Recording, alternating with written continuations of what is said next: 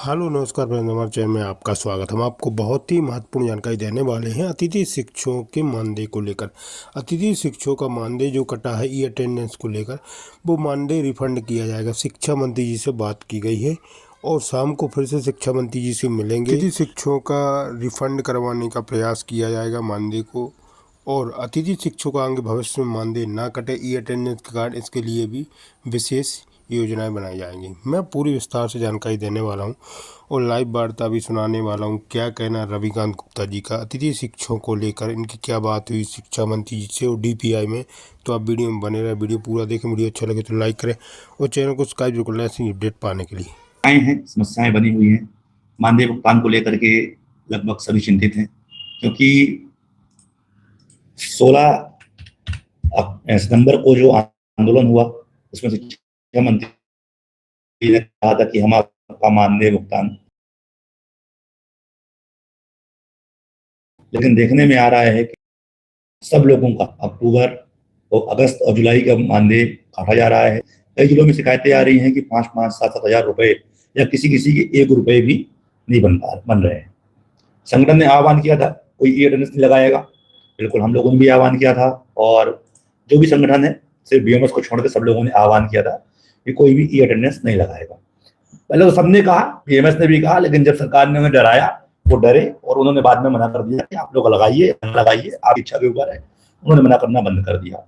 आयात की ओर से भी कमिटमेंट किया गया था कि किसी का मानदेय नहीं कटेगा, हम आपको पूरा मानदेय भुगतान करवाएंगे, लेकिन बाद में आज सब लोग सरेंडर हो चुके हैं।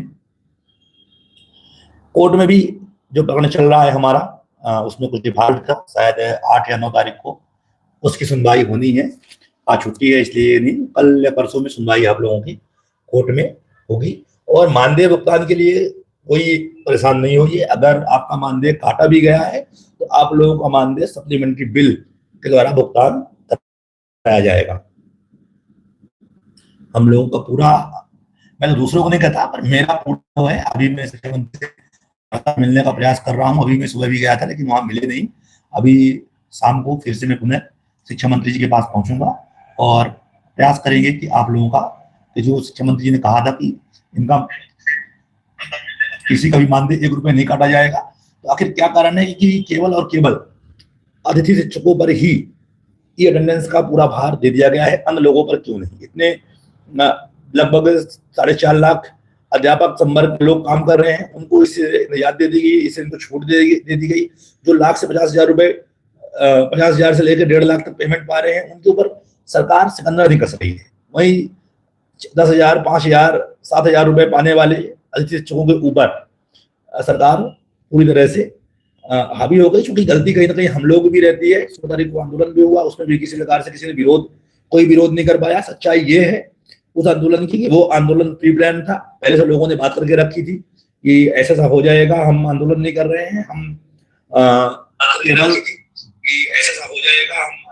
आंदोलन नहीं कर रहे हैं, केवल और केवल गुरु दक्षिणा कार्यक्रम कर रहे हैं। इसलिए हम माननीय शिक्षा मंत्री जी हमारे मंच पे आए।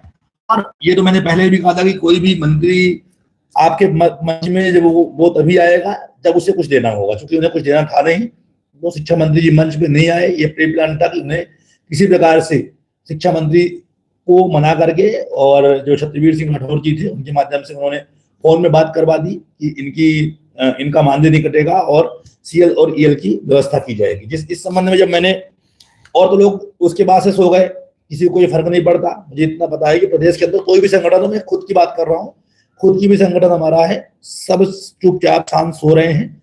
किसी को भी इससे फर्क नहीं पड़ रहा है कि अतिथि शिक्षक परेशान है, अतिथि शिक्षकों का मानदेय भुगतान नहीं हो रहा है, या और नेटवर्क समस्या है, शायद स्क्रीन ब्लर इसलिए आ रही है। आवाज सही आ रही क्या? आवाज सही आ रही क्या?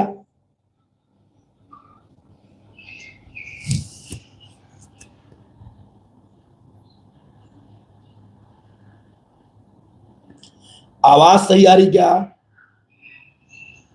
आवाज की करना, चलो वीडियो ठीक है, बजा रहा, कोई दिक्कत नहीं। अरे कोई हाँ कोई नहीं, कोई हाँ कोई नहीं। आवाज सही है, बस सुनते रहिए, कोई दिक्कत नहीं। जरूरी नहीं कि वीडियो चले, क्योंकि कुछ नेटवर्क समस्या है भोपाल में पिछले 2-3 दिन से। एयरटेल का, इसलिए ये दिक्कत है। तो आवाज सुनिए, वीडियो को मतलब नहीं है। तो मैं आप लोगों को बता दूं कि अब आज से मैंने कहा था ना कि सब प्रयास कर लें, क्योंकि बाद में ये सवाल उठता है कि तुमने ऐसा क्यों कर दिया, हमने बात करके रखा शिक्षा मंत्री से। वीडियो क्लियर नहीं आ रहा यार, क्या करें, दोबारा शुरू करें क्या?